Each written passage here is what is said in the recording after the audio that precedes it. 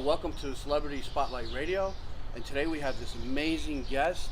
And even though everybody knows what Celebrity Spotlight Radio is about, we're very empowering, motivational, and uplifting.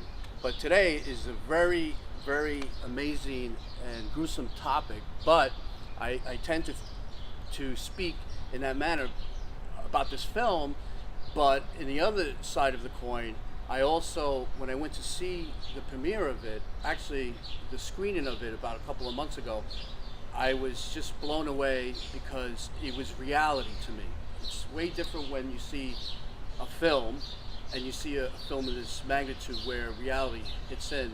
So in a way, I had a positive and negative feedback, and I welcome the director, Jonathan Hacker, who is an acclaimed filmmaker who actually directed the film based on his also book, Path of Blood, which is the same title of the movie. So I welcome him to today's show. Boal? Mark Boal came on as an executive producer right at the end of the process to basically help us get it out there. Serious documentaries are hard to take to the public, to the wider marketplace, and so to have his kind of godfather figure helping us was really useful.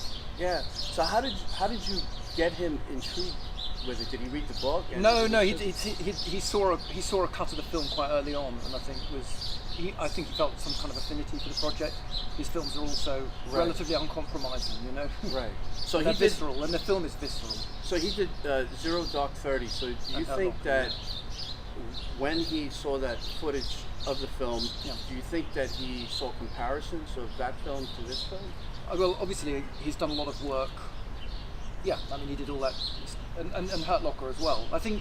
I mean, in a way, these are questions for him, so I'm speaking for him, which always makes me nervous. But I suspect that he felt an affinity to the visceral nature of the film.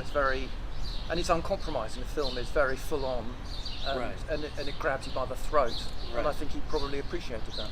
What made you? Now you wrote the book. Yeah. Is the book? I have not read the book, so maybe I hope a lot of people in the audience did. But is there a comparison? Well, basically, when we started on the production process, we decided that all the research is going to go into the book, and that the film itself would be, as much as possible, a pure story without all of that kind of background. The background and context is in the book. People can read that if they want it. But what we have in the film is we try to make it as pure a story as possible. So you're just thrown right in there, and the film cross-cuts a story of an Al-Qaeda campaign purely with footage shot by the protagonists themselves. So on the one hand we have the footage that was captured by the security services, in this case the Saudi security services. They raided safe houses and captured their propaganda units and captured all these tapes, and so we've got all of that footage. And then on the other hand we've got the CSI footage that the police shot. So when they did raids, they would have a cameraman there filming the raids. When they were looking at the aftermath of an explosion, out of cameraman, normal kind of stuff, CSI footage.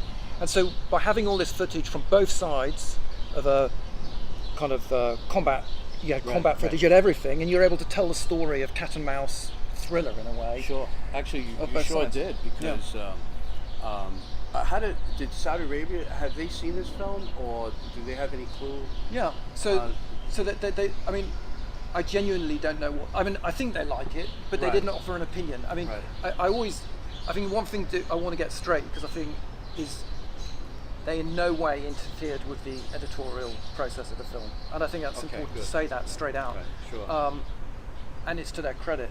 The only things we were asked to do were to blank out, I think in one or two shots there was a security officer in the background, and we had to blank out his face.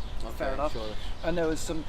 There's a number of shots where you see ID cards, and those are fake IDs, but the addresses on them are of ordinary citizens, so you had to blank out the address, and that kind of stuff. So very normal, reasonable for stuff. Me, as an audience, I'm out there and I watched this film for the first time.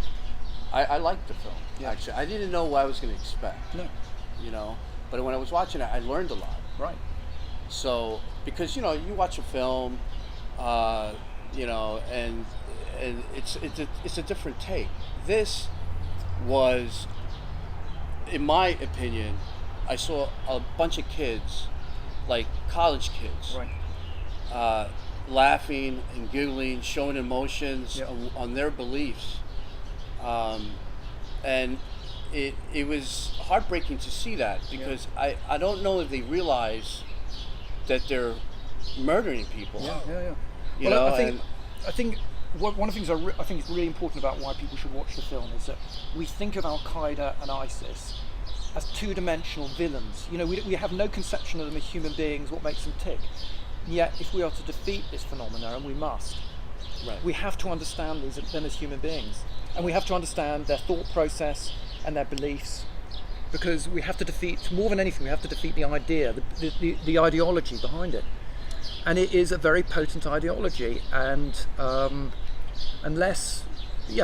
think that the film offers important. I think it will help people in that process of understanding them, and without forgiving them. You know, I don't think that, you know, we're very careful when we cut it to see the horrific consequences of their actions. You know, horrific, and you know, when I was making the film, I felt a great deal of anger towards them. You know, and I think the audience will feel anger towards them, but they will also feel a certain degree of empathy at certain situations. So I think you can empathise without sympathising. Well, here's my reaction, and this is what I wrote, and I actually sent this to Emma, your publicist, which, you know, she thought it was a great, you know, reaction of mine. I said, as gruesome and terrorizing the film portrays, it truly is an eye-opener when learning the real story behind Al Qaeda. Right. That's how I felt. Now, is this the kind of reaction you expect from the audience? Yeah, absolutely. I think, and it's an important reaction. And I think it's, you know, when we were putting it together, I didn't want to lead people into. I wanted to try and create a film where people could use their own imagination to think, their own, you know, to provoke thought and use their imagination to enter into the scenes. And I think that's why you have a complex array of emotions when you watch it. And I think that's as it should be, you know. I think it's a complicated subject. The motivations are complicated, and I think that's why people find it stimulating, and it stays with people. You know, a lot of people have watched the film saying that they remember it. They remember certain scenes in particular. They remember it for weeks and weeks and weeks later. And, you know, I don't know about you, but I get weary of going to the cinema and seeing a film that I forget 3 days later. Yes. You know, and it's really nice to see a film, I hope people will feel this, which is going to stay with them maybe for months or years. You know? I did. It was a learning curve for me. Yeah. Especially when 9/11 happened. Yeah. Everybody knows that story. Yeah. So, and then you watch this film years later, like now, and it brought in a lot of learning for me. Understanding, and I think that's what we need to do as a society, is understand their point of view. Exactly. So you're not going to like it, of course, but that's how we defeat it. Yes. To understand it, that's a sign of us being sophisticated, right? Correct. Right. You know, it's not enough just to shout at them or to hate them. We've got to actually understand it and find ways, once we understand it, to defeat it. Yes. You know, there are ways of de-radicalizing individuals who have come into this kind of belief structure. That's important too. You know, it's not enough just to kill them. Right. Let's go back a little bit and explain to me, how did you approach Saudi Arabia with with the footage? Right. Like, how did they go through the footage, or did you go through the footage? Well, we went through the footage. The access to the footage was secured by one of the executive producers. His name is Abdurrahman Al-Rashid, and he used to be the editor of the Arab world's largest daily newspaper, Ashraq Al-Awsat, and then he was general manager of Al Arabiya, which is the main pro-Western news outfit in the Middle East. He's very well respected, and he'd heard about the footage and managed to persuade the Ministry of Interior there to allow us access. So I had one of our team went over there and started going through the footage, and the tapes are still, the captured Al Qaeda tapes are still in their original suitcases. You know what I mean? Yeah, you know? Sure. And so there's like hundreds of little mini DV tapes. Terrible technology, I'm afraid. Sure. Anyway, we've moved beyond that. And so we went through and did the process of digitizing it all, and then trying to identify who it was that was in the footage, and translating it all. It was a, you know, the vast amount, like an iceberg, there's a vast amount of work that's beneath the surface. You know, that preparatory work, which enabled us to make those good editing decisions that make a good film. So the book actually lured you into doing the film. Well, we did it at the same time. The book, while we were doing all okay. the processing of the footage, we started doing background interviews with members of the security services out there, with intelligence officers, so that we had the complete background on the story. But we didn't want to we didn't want the film to be like a history lesson. We wanted it to be an immersive story. Correct. And so that's why we split the two. And so that they're kind of companion pieces, if you will. So why the name Path of Blood? I think... Why did you choose that name? Yeah, I wanted to get that violence is normalized in this environment, and it's actually more than normalized, it's sanctified, right? For these people, they consider themselves as fulfilling destiny, religious prophecy. They feel that what they're doing is good. There's a horrific moment in the film where we see a particular individual being interrogated, and then off camera he's executed. But we hear the voice, we only played the voice of a child going, "That's my daddy's knife." The point about it, and then there's a scene after, it's very disturbing. Hard, yeah. The point is there's a child in the room. That for these people, the violence is sanctified. It is in no way distasteful. And again, that's part of what we have to understand about their belief system. It's a different belief system. You know, once upon a time, throughout the 17th century in Europe, people would turn up and watch witches being burned at the stake, or heretics being burned at the stake, and it was considered enlightening and ennobling to watch it, you know. And everybody in the town would watch. Yeah, and now we consider that incredibly uncivilized. You know, the Romans turned up at gladiatorial games to watch people dying in front of them, and they considered that not to be a horrific sport, but to be considered it ennobled you to watch it because you were seeing how people greeted death. And in this belief, you know, there are different belief structures throughout history, and we have to look at this belief structure of these terrorists and understand that they don't think like we do. We have to then work out from understanding that how to deal with it. Right, and you know, the title actually matches the way you structured the editing, the whole path, the whole path. Yeah, the journey. Which I actually was very intrigued. Yeah.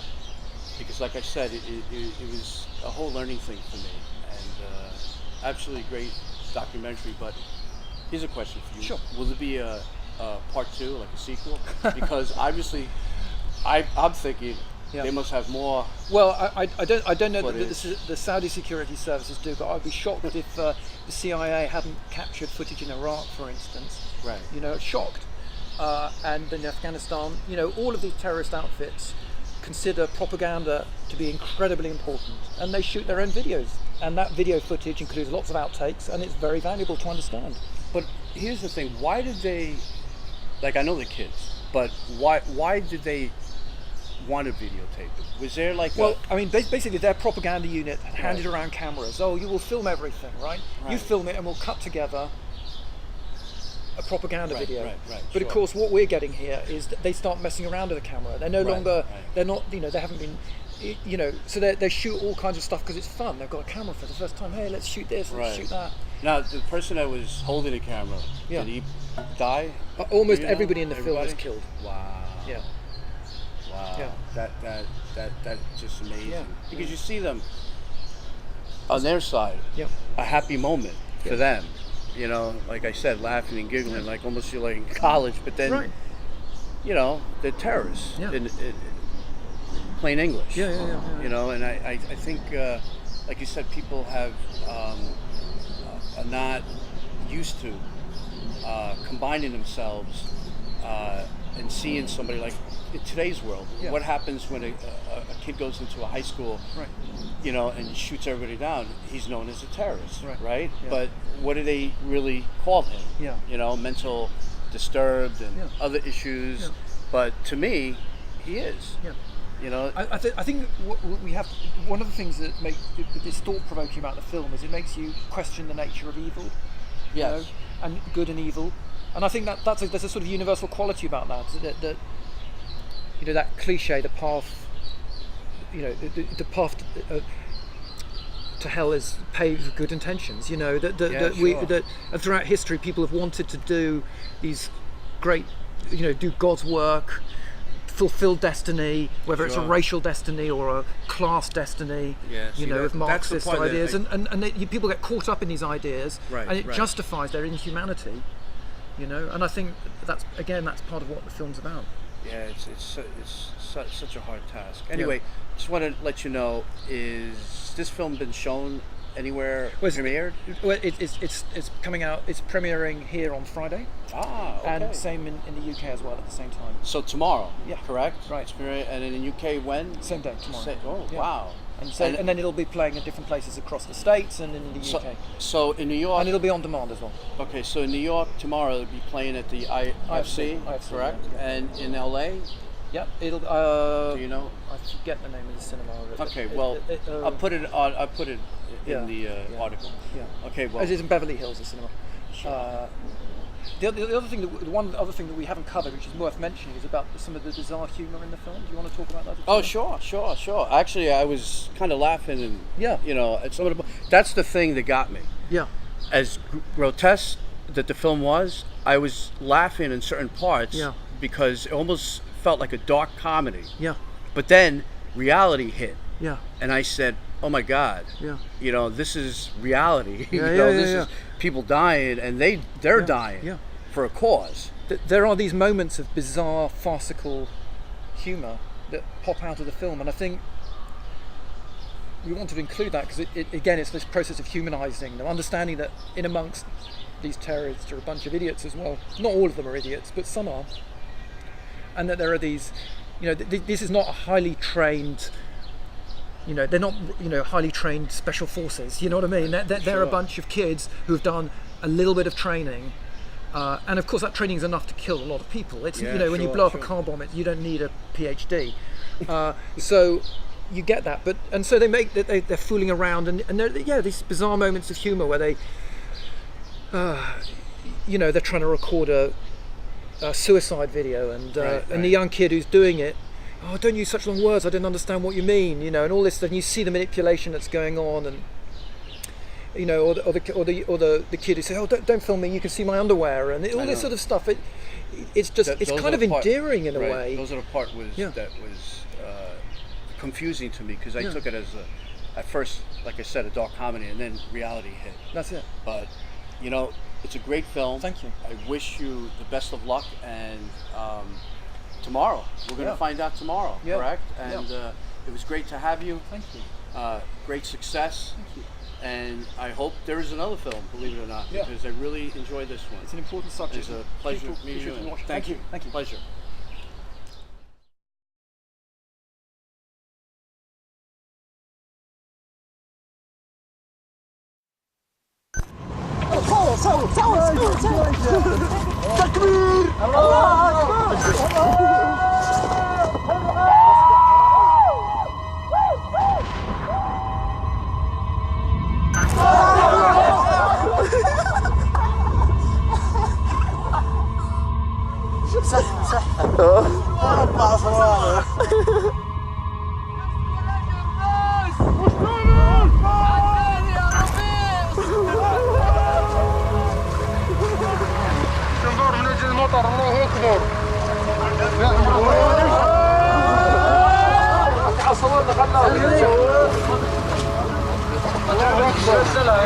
يعيشون هذه الليلة. بعد لحظات بمشيئة الله سوف تركب سيارتك.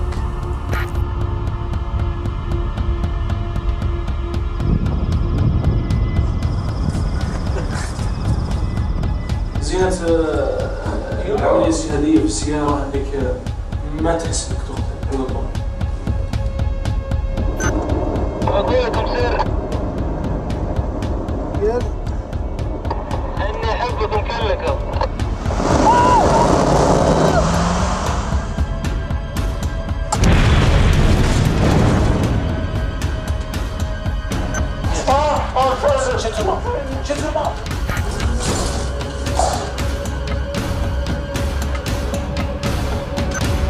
الله أكبر الله أكبر.